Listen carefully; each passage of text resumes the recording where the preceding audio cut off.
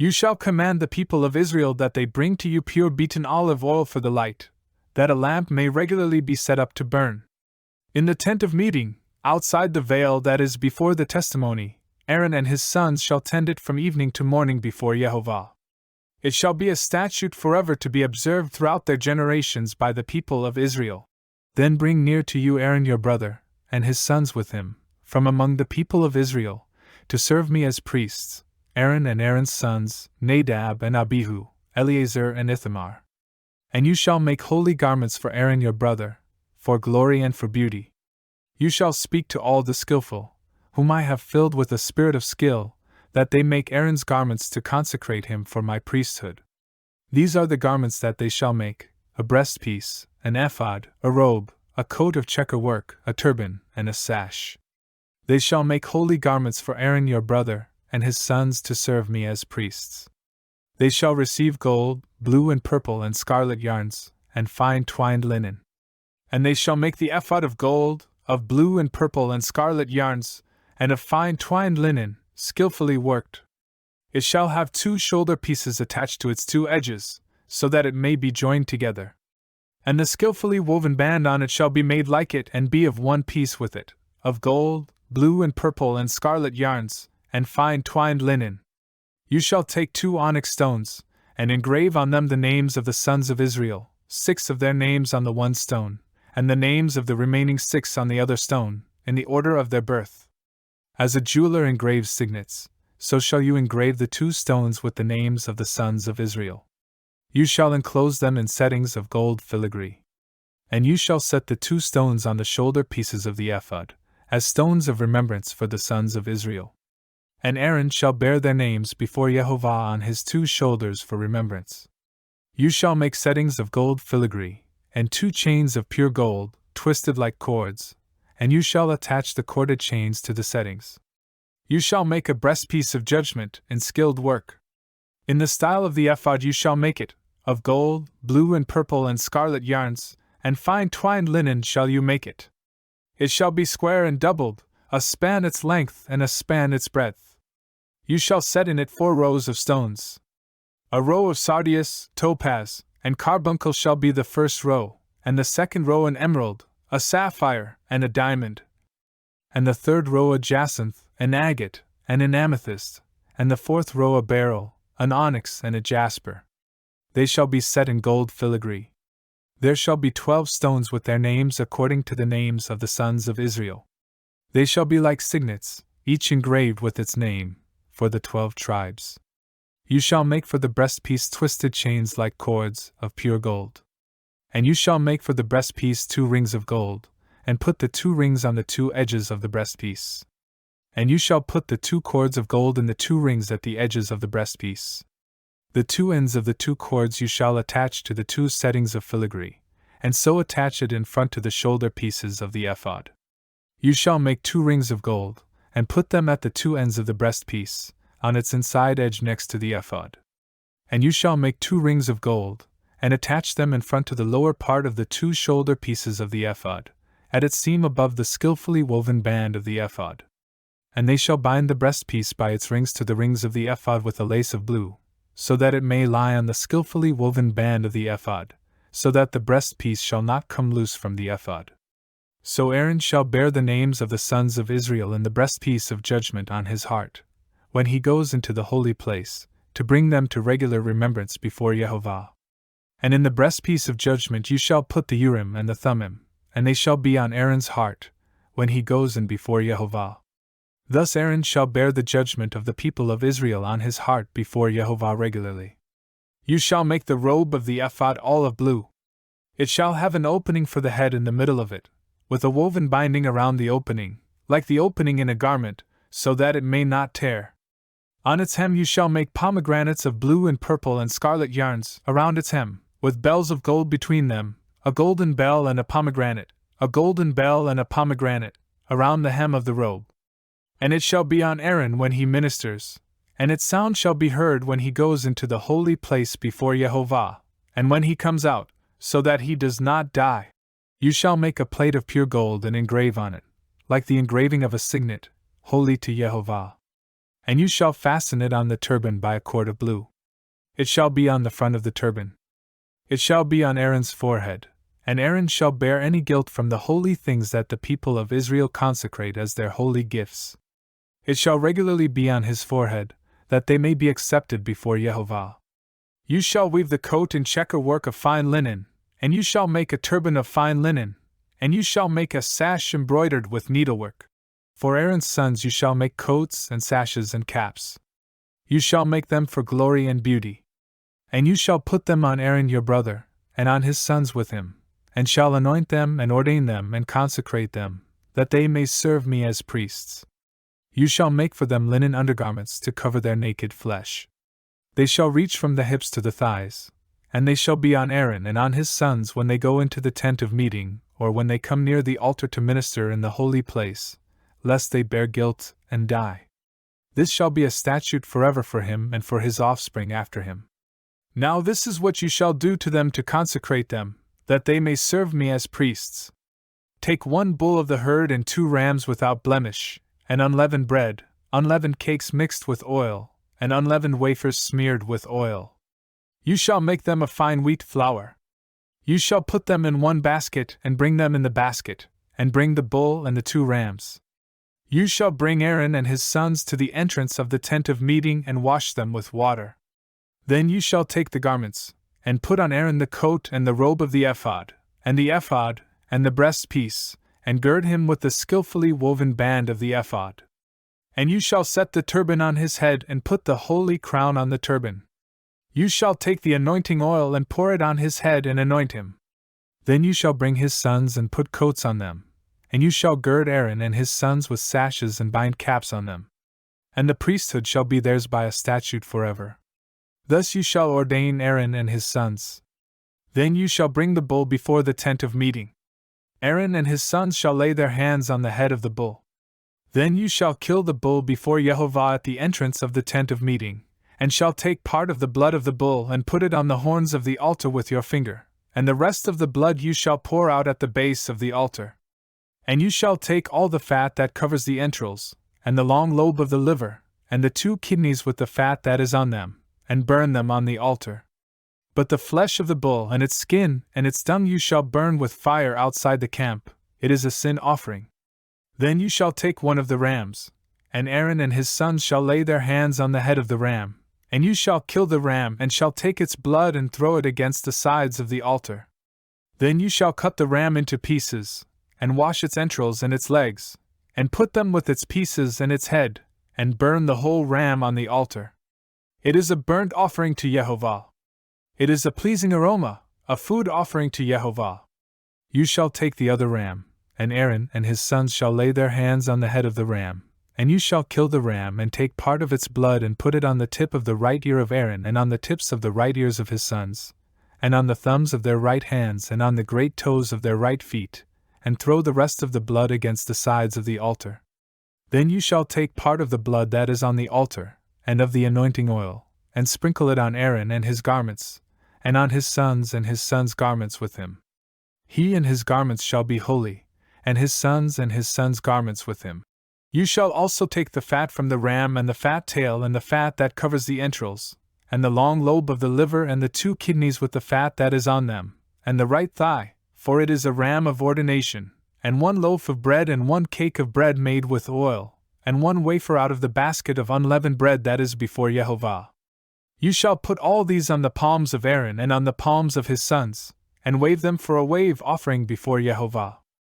Then you shall take them from their hands and burn them on the altar on top of the burnt offering, as a pleasing aroma before YeHoVah. It is a food offering to YeHoVah. You shall take the breast of the ram of Aaron's ordination and wave it for a wave offering before YeHoVah, and it shall be your portion.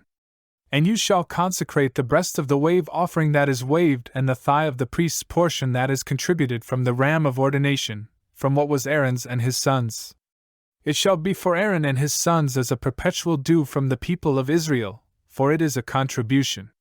It shall be a contribution from the people of Israel from their peace offerings, their contribution to YeHoVah. The holy garments of Aaron shall be for his sons after him. They shall be anointed in them and ordained in them. The son who succeeds him as priest, who comes into the tent of meeting to minister in the holy place, shall wear them 7 days.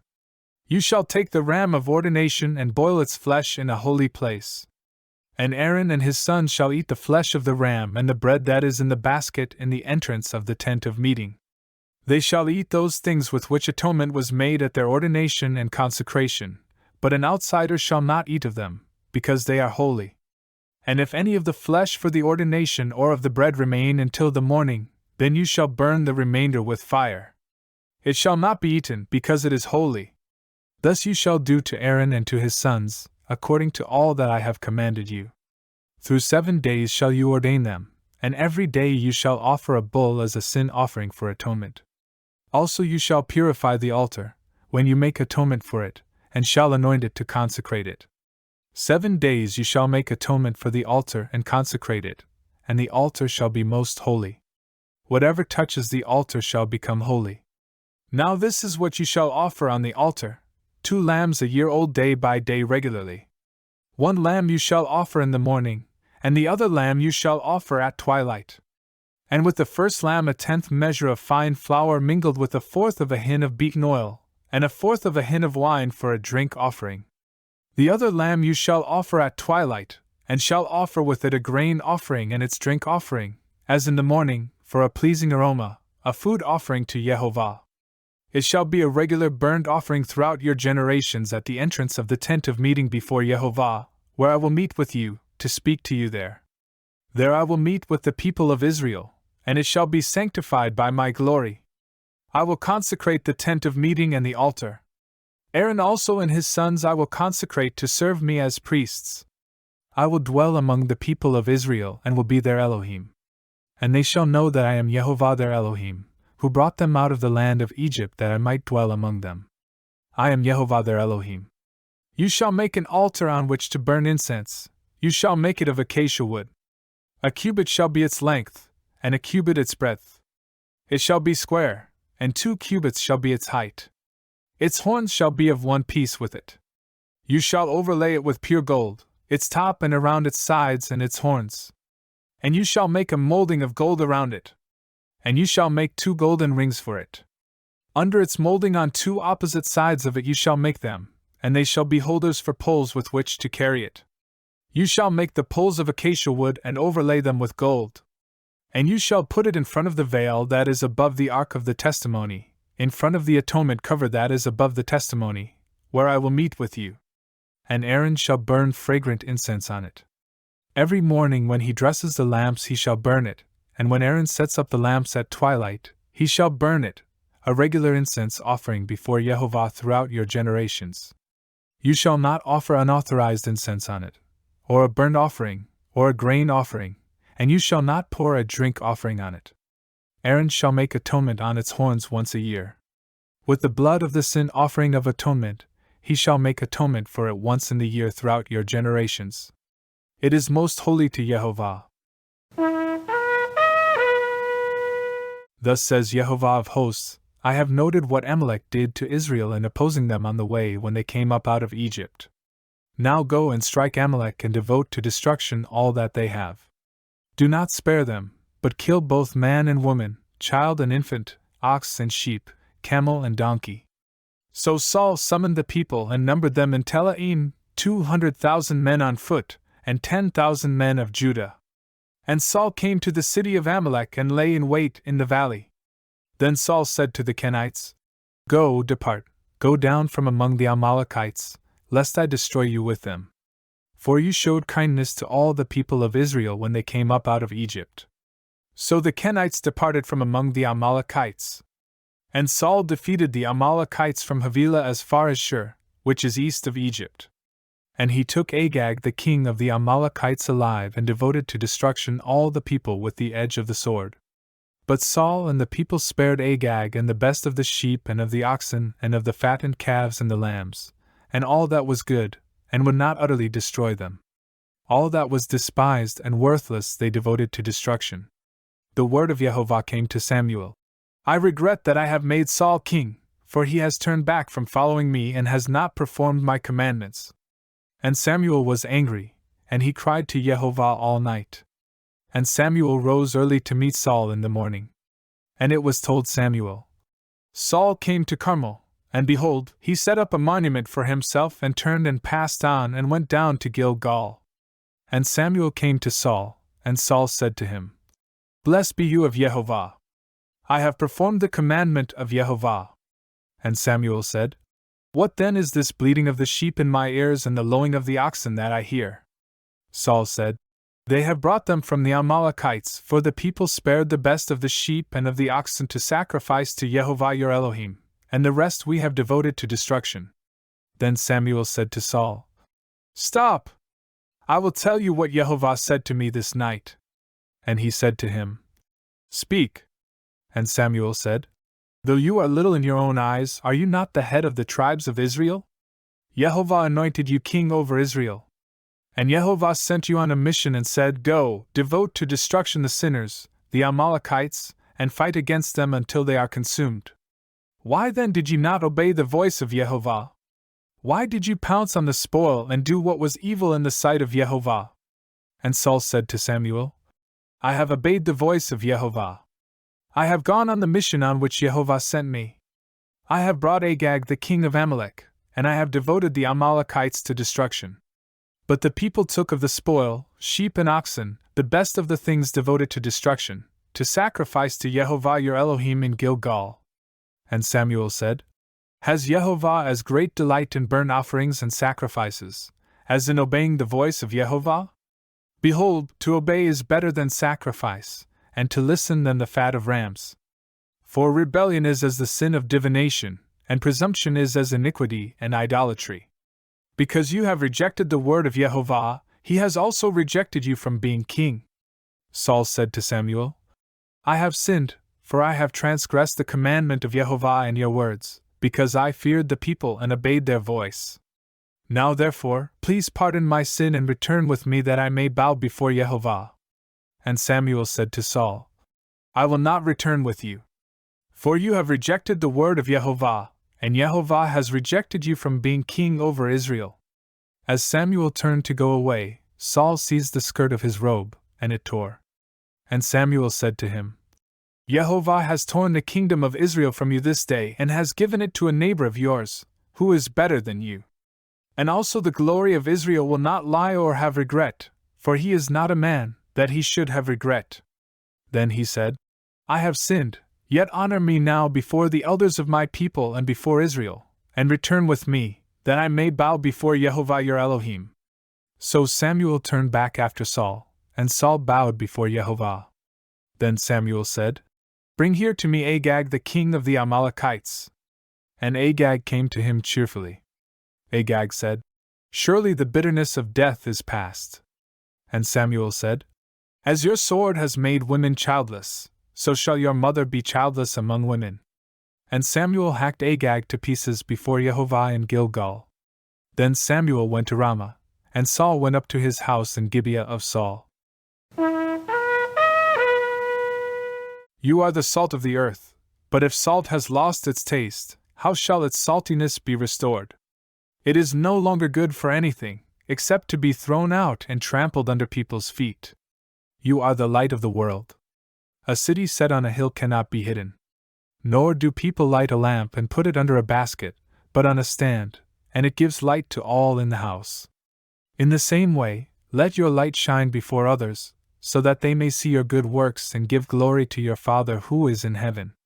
Do not think that I have come to abolish the law or the prophets. I have not come to abolish them but to fulfill them. For truly, I say to you, until heaven and earth pass away, not even the smallest detail of YeHoVah's law will disappear until its purpose is achieved. Therefore whoever relaxes one of the least of these commandments, and teaches others to do the same will be called least in the kingdom of heaven, but whoever does them and teaches them will be called great in the kingdom of heaven. For I tell you, unless your righteousness exceeds that of the scribes and Pharisees, you will never enter the kingdom of heaven.